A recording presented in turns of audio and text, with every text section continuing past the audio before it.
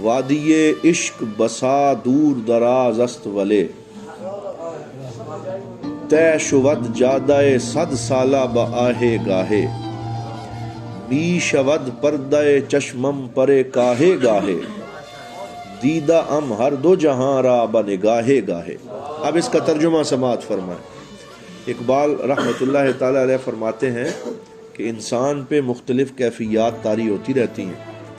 می شود پردہ چشمم پرے کاہے گاہے، کبھی کبھی میری آنکھ میں آنے والا ایک چھوٹا سا تنکا بھی میری آنکھ کا پردہ بن جاتا ہے۔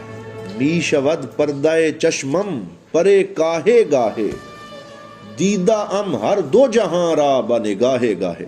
اور کبھی یہ کیفیت ہوتی ہے کہ ایک ہی نظر میں دونوں جہان کو دیکھ لیتا ہوں۔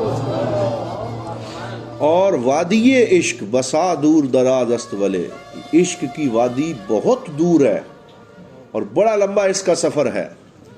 طے شود جادہ صد سالہ بآہے گاہے، لیکن کبھی عاشق کی ایک آہ سے 100 سال کا سفر طے ہو جاتا ہے۔